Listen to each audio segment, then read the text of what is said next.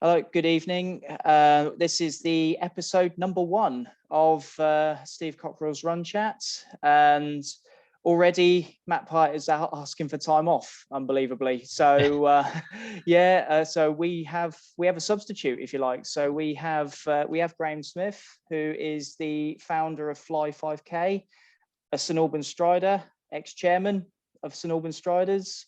So welcome and thank you very much for stepping in for Matt. I asked you pretty much at the start of last week, and we've done a bit of work together this week. It's been fantastic. So welcome to the show, mate. Pleasure. No, thanks for inviting me. It's all power to your persuasive skills, because this is totally new to me, but I hope I can fill Matt's shoes adequately, and looking forward to having some good chat in the next 3/4 of an hour. Yeah, absolutely, mate. And look, to be honest with you, it's unedited, and look, it feels unnatural to me at some points as well. So look, I wouldn't worry too much at all. But yeah, I mean, how's the week gone for you in terms of training? It's been a pretty good week. Yeah. Sort of fighting against the elements in the first half of the week. I think I've sort of been struggling a little bit. I've started with a new training plan. About 6 weeks ago, I signed up with an online coach, actually, which is completely new to me. You know, for 10 years since I started running, I've always just done my own thing. I've run to feel. I've got, all my sort of speed, if I have any speed, has come from racing. So this is really quite a sort of novel experience. So it's kind of got its pros and cons. It's great that I've got a plan and a structure, and it should get me somewhere. And but I guess the cons are, if you're feeling tired, you don't necessarily want to do the session. You got to get out of there. But that's how you get better, isn't it? Yeah, I think that's life, mate. I think there's always a day where you just really don't want to train. And I think they're the best. Sometimes they could be the best sessions for you. I mean, I always remember the track sessions when before COVID and all that on with St Albans, and it's just one of these where it's chucking it down with rain. I mean, we've been battling with the elements, like you say. It's been absolutely chucking it down, and you just like, look, they've turned out to be the best sessions. You've got a lot more out of it. But how many times you training now a week? Training about sort of 5 days a week, 4 or 5 days a week. So mileage not that high, relatively speaking, it's probably about 40 miles a week.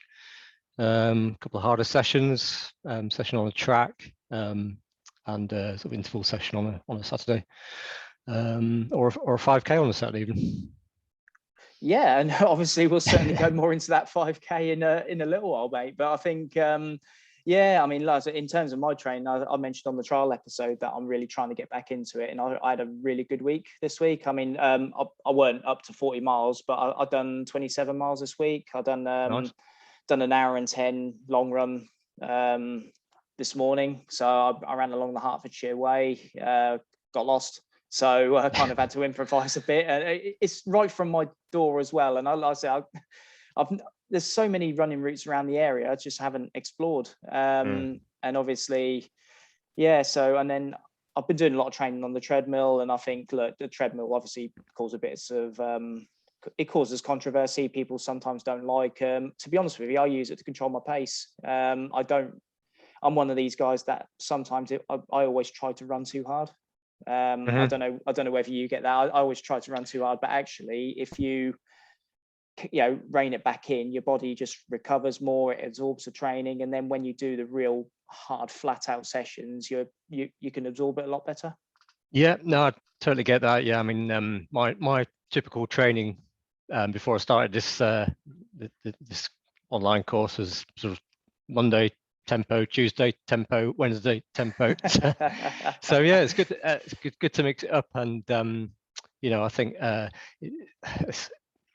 everybody's heard it a million times. The 80-20 rule. Don't just run hard all the time. Mix it up, and that's certainly what I'm finding. Go easy and save yourself, and then you can really smash it on those hard days. No, 100%. And I think as well, if you look at, I mean, I'm going to go back to the Ron Hill stuff. I'm not going to review all of it, but actually just going back to the Ron Hill stuff that I reviewed last week in the trial episode. What you've got is, I mean, he literally, he's in some of his interviews that he's done in the past, he says, what are you doing all your tempo runs in your training for? There's loads of races out there, there's loads of stuff like that, so just use races as flat out training runs, then do the rest of your runs in the week, because a lot of people don't race as much anymore. I mean, that's what I've kind of found. I'm one of them, if I'm honest with you. I mean, I kind of know my body, but I think a lot of people perhaps don't race enough, and I mean, that's just perhaps, you know, that might be controversial, that might be someone from Ron Hill's era, but actually he says there's no magic formula. It's literally hard work and get on with it, basically. So well, you're speaking to someone that used to race every weekend, maybe twice a weekend, so there's a middle ground, I think, isn't there? I think, I remember your Strava posts, your Facebook posts on the Strider's websites and stuff. I remember that, and it does catch up sometimes, doesn't it? Yeah, we've all been there. gotta love a race. Have you started sort of post COVID with any races?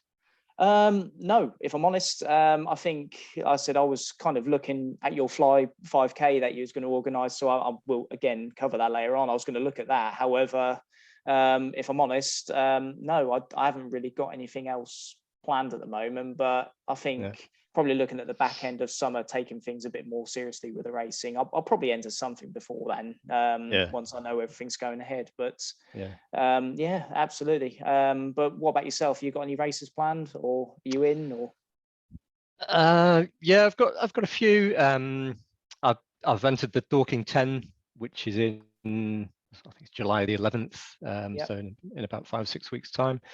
Couple of 10Ks, just sort of off-road hilly 10Ks, but just nothing particularly heavy, just really keen to sort of get back into having people around when I'm running, and the buzz of racing. Really miss that, like a lot of people have. I think the buzz of racing and training in a group, I mean, because I can't remember the last time I was in a group. I think me and you discussed this offline the other day, but I can't remember the last time I actually trained in a group, and that's quite bad. I mean, one from a training perspective, but actually for the social side of things as well. If you're a happy runner, you'll run a lot better. It's one of these. I think people forget that, and I know some of the groups are getting back together in Striders, and I was hoping to tag onto a few. I mean, obviously you invited me yesterday as well. Unfortunately, I was working, but it'll be good to get back in groups. So I'm really looking forward to that. Yeah. Okay. I think, look, there's been a hell of, I mean, talking of racing, there's been a lot of events go on. I mean, it's coming thick and fast at the minute. I mean, obviously in the trial we talked about Strava, but actually since then, we've had 3 races. We've had the Gateshead Diamond League, we've had Doha Diamond League, and also the European Team Championships. So it's all coming thick and fast for people.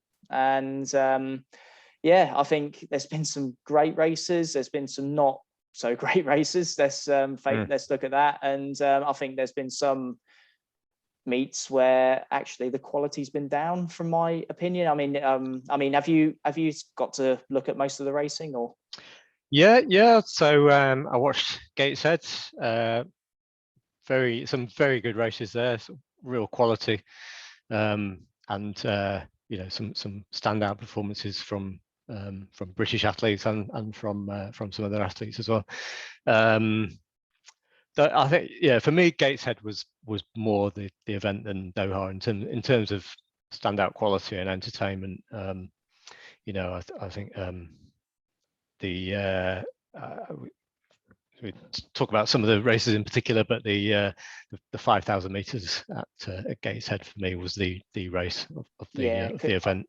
I couldn't agree more, mate. I think you look at that 5K. So obviously you had the fancied Kenyan in there, Kamili, I think his name. I can't remember his first name. Apologies, but Kamili was the fancied athlete. But there was a guy called Mohamed Katir, and he tailed him away. He wasn't a fancied athlete. He'd done a okay indoor. I'll be honest, I haven't heard of him.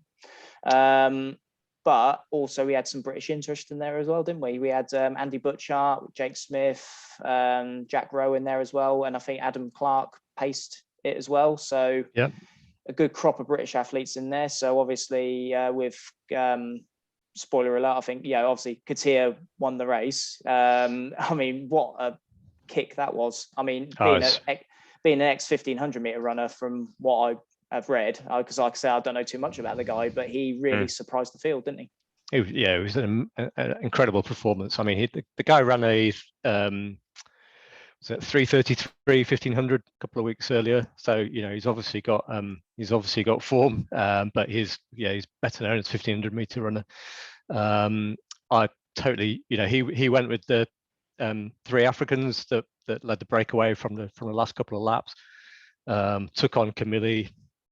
I was expecting him to just die at some point. He was just absolutely flying, and he didn't. The guy didn't. I mean, you look at him from 5 laps out, and his face, you could tell he was trying hard. And I think, look, he just battled well with the conditions. I think Camille just didn't have anything left. And this guy's 6 foot tall. He towered over the other competitors. He looked like a 1500 meter runner.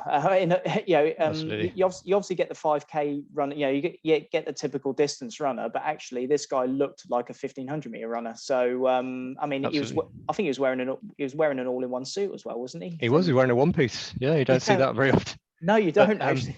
13:52 his 5,000 PB, and he won in what, 13:08. So he absolutely smashed it. I mean, you can't argue with that. And looking at some of the British performances, so Andy Butchart coming 6th. I mean, that's a great boost for him. He's been training really hard with Mo Farah.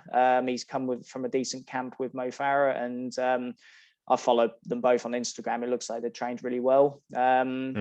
Congratulations to Andy as well. He's become a father. He's going to be a father. So him and his partner Lindsay Sharp. So fantastic. He announced it on Instagram the other week, which is good.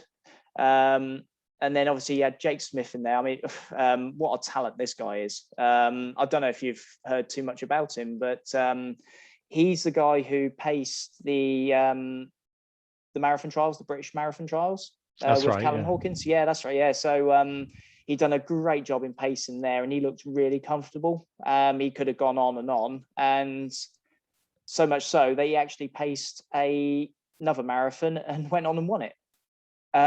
He won the Cheshire Elite Marathon, 2:11. 2:11, wasn't it? Yeah. Pretty much Olympic qualifying time, isn't it? Yeah, it was an Olympic qualifying time, and he said straight afterwards, "Look, that's not the intention." But he went and done it. I mean, look, the guy had talent. I mean, the way he performed in the world half marathon, he tried to take on as many of the Africans as possible. I think from what I remember, he was the lead European, or he was really up there anyway. But he done a PB of 13:38, which is good, and he just finished behind Jack Rowe with 13:35. So I mean, look, the Brits put in a good performance, if I'm honest with you. Fantastic. And let's not forget Laura Muir. Oh, go ahead. I think we come to expect victory from Laura, but fantastic again. She came up with the goods, went off on the bell lap, just flew ahead of the competitors, and came in at what was it, 4:03, 62 minute on the bell lap, 62 second on the bell lap.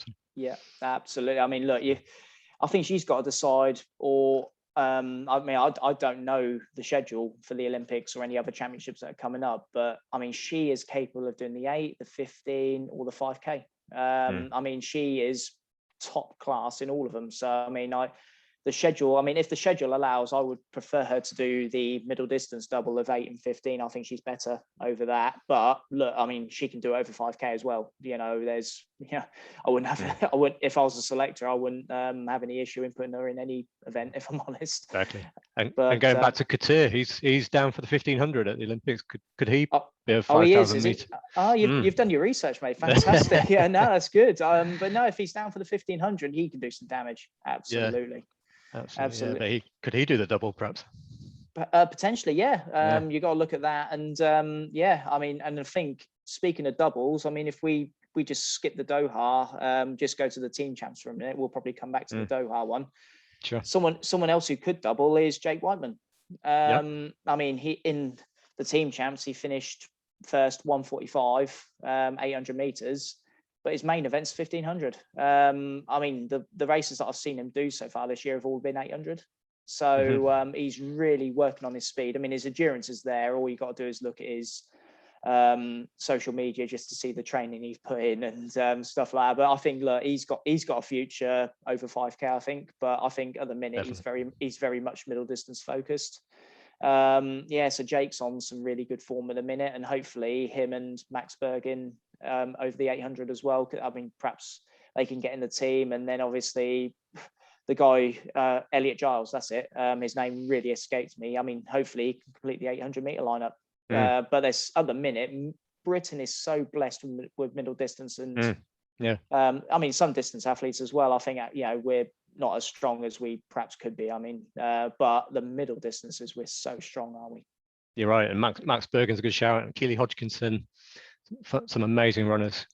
Oh, Keely not had such a good result at the Diamond League this week, but her indoor performance was outstanding, wasn't it? And the European record there, and we'll see what she delivers in Tokyo. Yeah, I think with Keely, I think she just got to give her time. I mean, she needs to get in these big races. It's not always going to be flat out time trials. I think this one, I mean, was it just over 2 minutes, 5th place?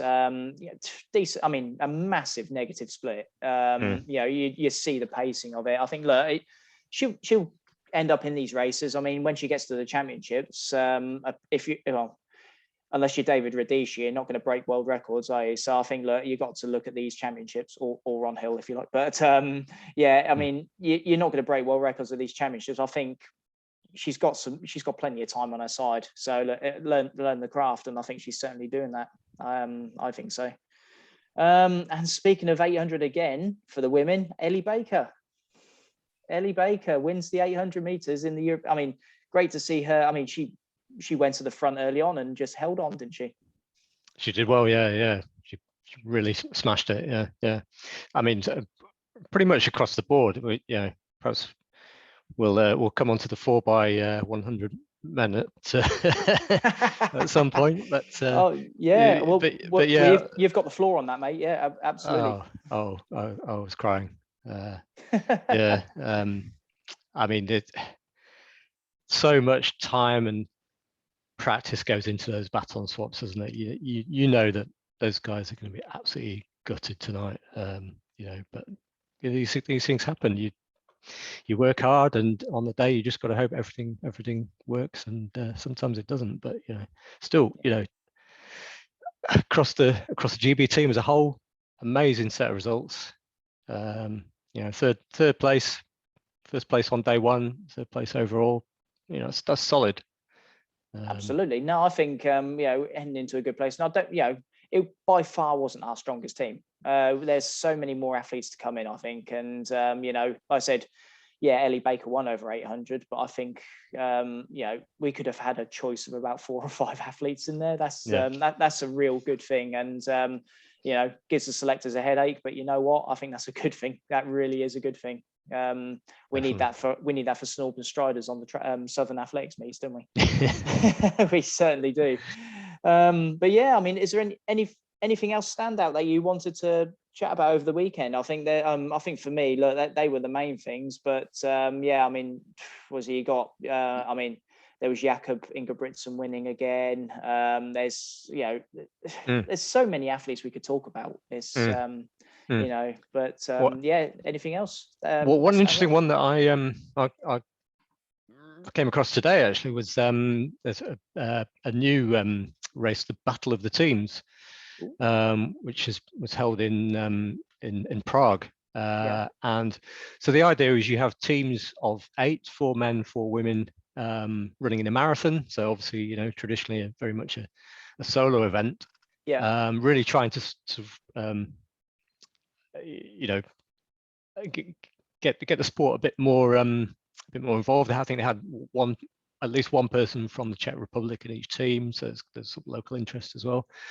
And I thought that was an interesting twist. I'm not going to talk about the results, but just in terms of I could see parallels to the Tour de France and how that works, and Yeah. potential sponsorship. I'm not saying it's necessarily a good thing or a bad thing, but all the teams were commercial sponsors rather than people's names or countries. So but athletics has to try these things, to keep relevant and to keep people excited about athletics. It's a bit like the field events, isn't it? You got like, you do your first 5 rounds and then it goes into like a sudden death final 3 jumps, and someone could be leading for the whole thing and then finish third. I mean, I'm not sure I'm in favour of that, if I'm honest with you. But you're right. We've got to trial these things. I mean, a lot of athletes do actually like that format.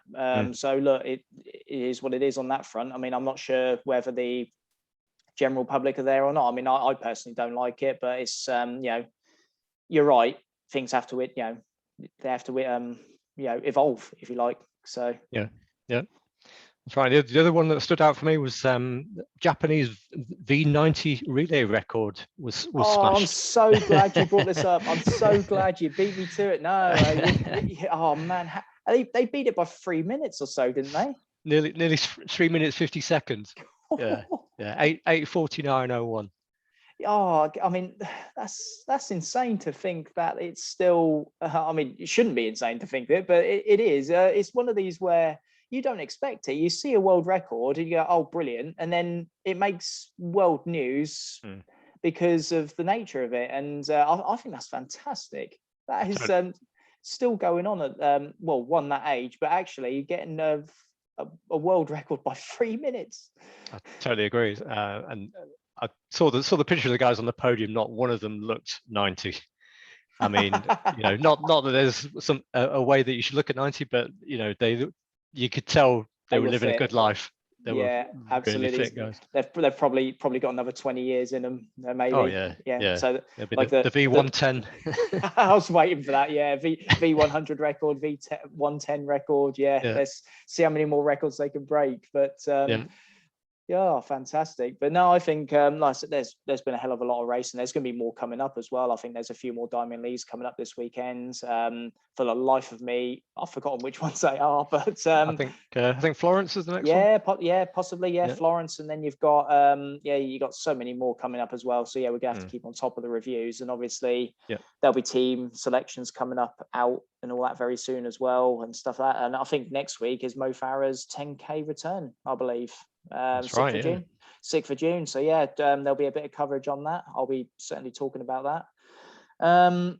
But actually, speaking of more racing and involving, I think look, you've got your background going, Fly 5K, and it's something that's evolved, and it evolved very, very quickly. Like I said, I'll do a small introduction. I don't want to take this one away from you, but the Fly 5K, I think, look, from my perspective, and obviously there's a lot of people that are out there, COVID hit us all of a sudden. And I think obviously parkrun went, racing went, and Fly 5K really come in. There was a lot, there was a lot of virtual events that really did happen, but this one really took off. That is my intro. You've take it on from there. It's a great event. It's been a real nice surprise how well it's taken off, and and actually the running is almost secondary to the fact that we've grown into this really friendly, supportive community that every week meets in our Facebook group.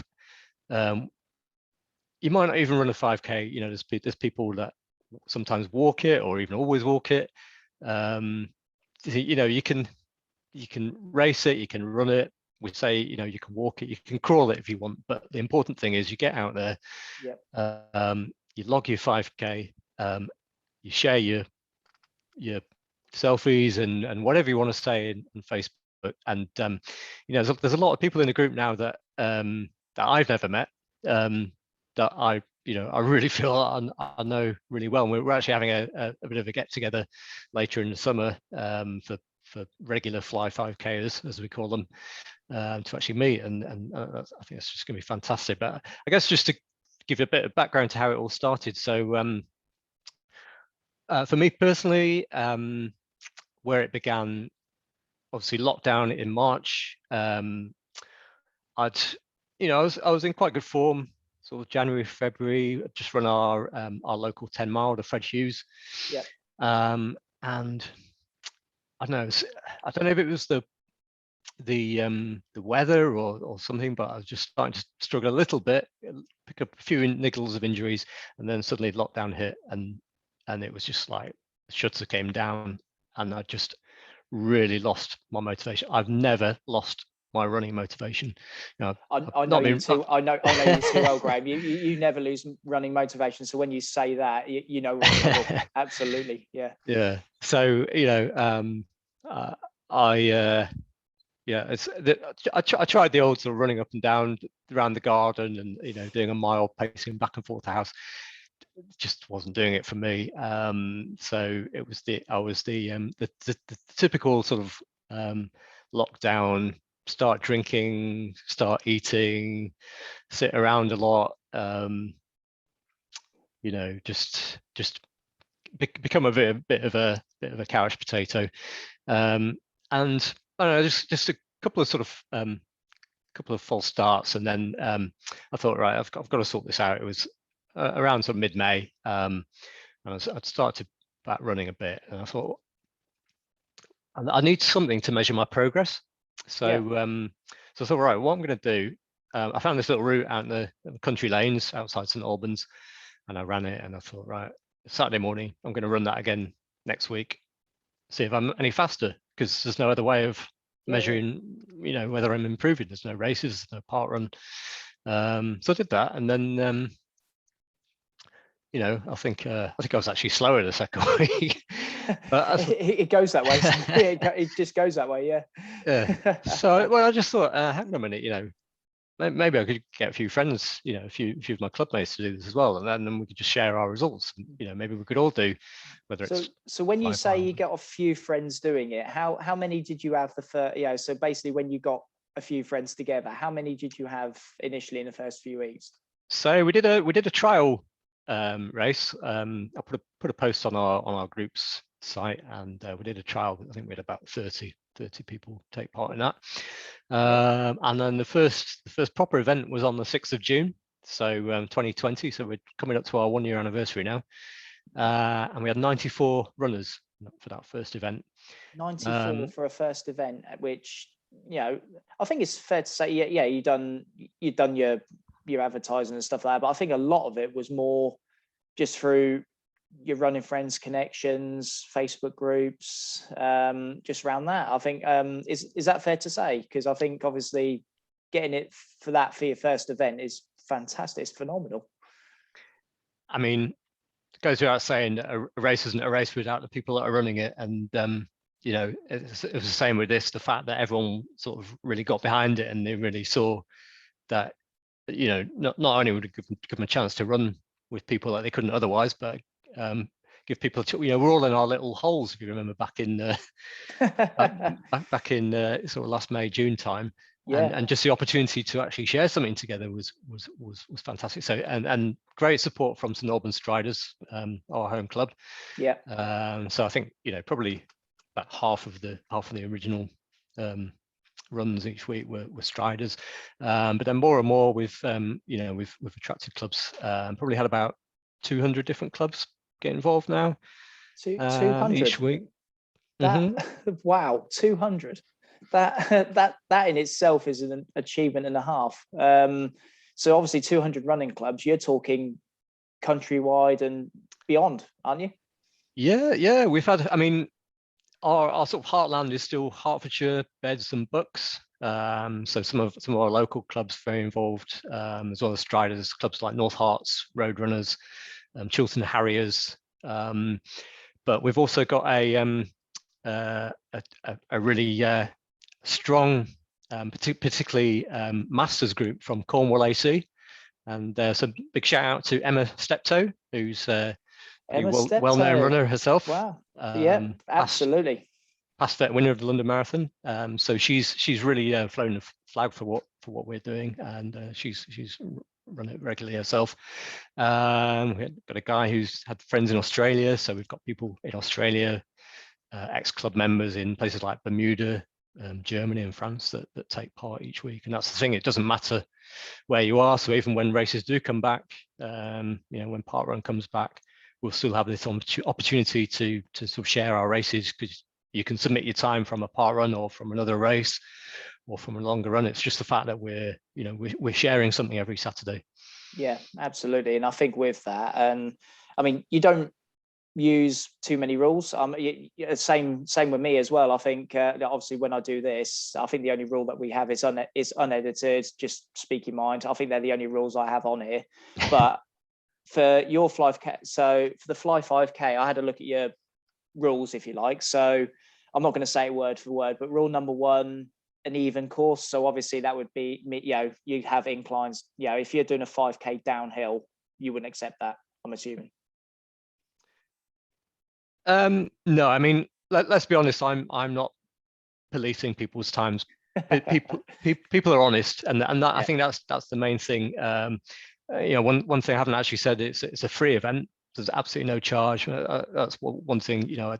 When I looked at virtual races, I really couldn't see the point in paying money. I didn't understand that. Again, it's paying for running around your streets and submitting a time. I didn't understand that. I think, and then obviously you've said about it's 5K exactly, which you've said is watch based. So I mean, obviously you've got all got your GPS watches and stuff. You can do it in your individual like long runs, whatever it may be, whatever works for you.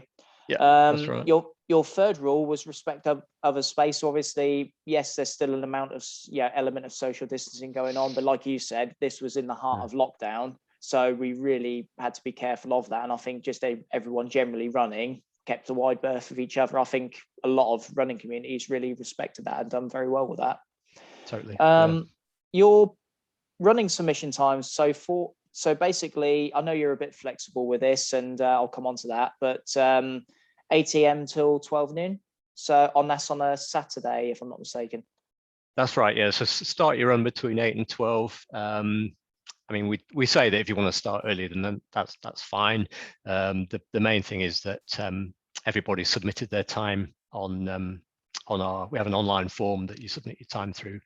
So as long as people have done that by 1 p.m, then that's the main thing, so that we can crack on and process the results. We get the results and the race report out on the same day every Saturday. So that's the important thing. I think the fact that people are all running pretty much in the same time window is something that people have. It should make it a lot easier. Absolutely, and it should make it a lot easier for you guys to get results. And I'll obviously come on to times in a bit, actually, because there's been some cracking times come out. Your fifth rule was no evidence required, and I love this. It's a free event. It's trust based. It's all community based. You don't need evidence. I think just getting people out running, submitting times, I think it's a great thing. No evidence required. So I think that's a great rule. You know what? The point of Fly 5K is to test yourself. It's not absolutely. It's not to win a trophy or to beat someone by deception. And then as I say, the reason that I mentioned it was free was because if I was going to be sifting through people's Strava links, or I'd probably have to give up my job. So oh god, yeah. The fact that it is. Sorry, mate. No. I was going to say the amount of Strava feeds that you're going to have. I mean, like I said, when you submit a run, when I run, and it's full of St Albans Striders. So looking at 200 clubs worth of Strava data, no, thank you. That's all I can say to that.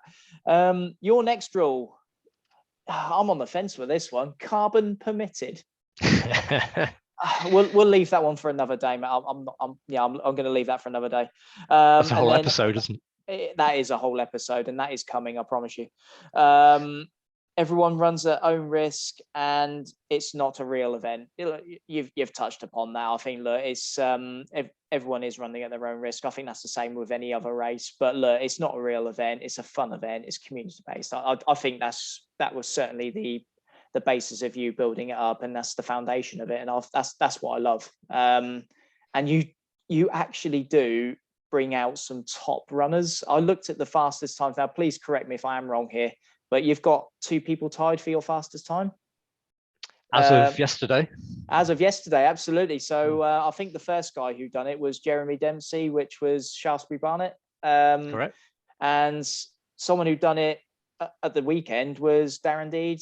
I mean, he was ex-Bedford, but I think he's now, well, he done it under Dunstable for your banner, I believe. But yeah, Darren Deed's very well known and respected throughout the running community. He's has some fantastic results time-wise and all that as well. So that's to get people of that quality doing this event as well. Look, anyone, no matter what quality they are, needs running. So you know, I think that's brilliant, and you've got some fantastic age-graded results as well. I mean, I can't go through them all because there's so many, but you've got such a range of times there, haven't you? We have, yeah. And yeah, you're right. Darren now running. Well, yesterday he was representing a new running club, Dunstable Lions. Yeah. And you know, on the women's side, as I say, Emma Steptoe regularly takes part. Leslie Locks from Aldershot, Farnham District.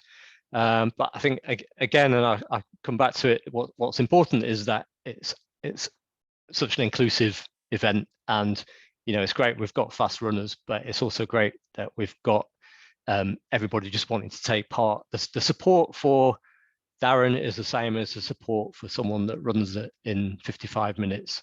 Absolutely. And that's really what comes through. And you know, as well as some strong runners, we've got some strong characters as well. Some, you know, some you know, maybe name drop a few, but you know, we've got we've got some real strong characters.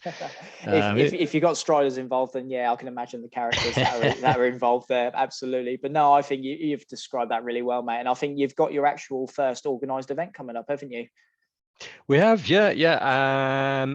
I'll have to be a little bit careful because it's not a commercial event. It's more sort of a get together and a party, I suppose, for people that take part in Fly 5K. So we don't, you know, want 7,000 people turning up to a free 5K. But that said, you know, yeah, really looking forward to it. It's going to be in Bovingdon. Your hometown, I believe. It is my hometown, yeah, absolutely. Yeah. But this is going to make it even worse because I'm away that weekend. Oh, mate. Oh, mate. Cancel. And yeah, it's cancelled now. You have to do it when I'm here. But no, in all seriousness, I think, look, you know, where you've got it planned is it's great. It's well out of the way. It's the racetrack, isn't it? It's the drift limits racetrack, and exactly. It's a great venue. I think you know, I run past that almost daily on my runs, and that, you know, I just look around and think, what a great opportunity to get a good time, if it was a time trial or if it was a fun run, whatever you want. Just it's enjoyable. It'll be a good social occasion. So absolutely, I think, look, to my utter shame, I haven't registered a Fly 5K time. So as I've promised you, I'm going to be doing it within a couple of weeks, because I'm, you know, like I say, I'm actually away this, you know, next week and all that. So look, it's just one of these where yeah, to my shame, I haven't registered, so you can actually add it onto the list. But no, absolutely. But no, I think that the Fly 5K, everyone needs to get behind this. So whoever, you know, whoever's watching this, whoever, you know, looks at the Facebook pages, I am expanding social media to Instagram and LinkedIn. We need to get behind this. It's a great event. Graham does a great job. He has some great people who help him as well, who regularly post on the Fly 5K Facebook page as well. So yeah, just get behind this. You know, it's a fantastic fun event, and in a way, times don't matter, which is, I think, is a fantastic event. So look, Graham, I just want to thank you for coming on and sharing that. I mean, yeah, you've understudied for Matt today, but actually, look, you've done your Fly 5K proud, and I think look, I'd love to cover this more in the future. You know, it's whenever you want to come on the show, you're more than welcome, mate. So thanks, Steve. I really appreciate that. Yeah, thanks. no worries. But I think so. Look, just a couple of more things for me is that we've got to do a few shout outs, because we launched the Facebook page a few days ago, and I've done my long run this morning. I thought, why not? Let's post that. Let's see who else is doing long runs, and a few people have posted, and one of the first people was you, Graham. So look, I mean, you can you know, how far did you run? About 10 miles today. 10 miles, nice. Yeah, it was quite a hilly one, so I went out to the edge of the Chilterns, Wendover, nice. Which is in Buckinghamshire, and yeah, so I ran out a couple of hills, Coombe Hill and Beacon Hill. So I ran my Fly 5K yesterday. So legs were a bit short, and so it was just good to get out in the sunshine, because we've missed the sunshine. And yeah, some spectacular views out there. So yeah, it was just a nice, easy, hilly run for an hour and a half, and then coffee outside, sitting in the sunshine. What more do you want? You don't want much more than that. But I think obviously there's been a few marathons lately. So the next guy I'm going to mention is Martin Stevens. He's Warrington jogger. He, from my old neck of the woods, run many marathons under 3 hours. He says his days of running under 3 hours are long gone, but he's just done the Peterborough Marathon, 3:08. Correct me if I'm wrong, Martin. I know you're following. But he's done a 10K today, the week after Peterborough Marathon. He's done it in a very impressive 53:05. Looked comfortable, running around the fens, which is fantastic. Next shout out is going to be a Mr. Mark Shrimpton, who used to run with me in Fenland Running Club. He's someone who I believe he broke 60 minutes for 10 miles. Please, Mark, correct me again if I'm wrong. But no, he's done it in 57:03 today. A nice easy run out for him, which is good. And then someone else who used to run with me at Fenlands. However, he's moved on. I believe he started his own running club up, the Three Counties Running Club, which is all now affiliated, and loads of people in the club. So Gary Bly, he's run a 17.14 mile, if I'm going to be exact, why not? 17.14 miles. I believe that was part of a club run where other people were involved as well. The other one he did tag in there was Tracy Else, so I will mention her as well. They done 17.14 miles in 2 hours 14:44. Impressive pace. So that's just under 8-minute miling. They've done a bit of a session in that as well, apparently. So did some classic run backs. So a few people run out, and then they'll come back to basically bump up the mileage, isn't it? Let's face it. he won't mind me saying that. But no, I think, look, it's some shout outs there. I want to do more of them shout outs. The Facebook page is growing all the time. The views of my trial, the trial episode was fantastic, so that's going to grow all the time as well. I want more of this, so please comment. Please comment on the Facebook page. Graham spoke a lot about the Fly 5K. I'd love to hear your opinions on that as well. And then that is all I've got for the show today. I think now is a good time to end it. So Graham, thank you very much for your time. I really appreciate it, and hopefully we'll get you on soon. Maybe even next week. Absolute pleasure, Steve. No, we'll see. Well, absolutely. And then we'll be covering Matt's marathon as well. So he says he's not going to run in his carbon shoes. I've got a feeling he might, Oh, really? Yeah, I've got a feeling he might. We might see a world record. We'll see. He'll put him in the car, I'm sure. Oh, he'll put him in the car. No, to be fair to him, he is on pacemaker duty. So look, let's see how he goes. I mean, he's trying to pace someone under 3 hours. I mean, looking at the training he's done, it's going to be comfortable. It should be comfortable. I mean, barring a disaster. But look, the weather's got warm, so look, that's the only thing that's probably going to hurt him. But yeah, we'll see. But yeah, we'll leave it there. But thanks a lot, Graham, and until next week, guys. Thank you very much. Cheers. Thanks, Steve.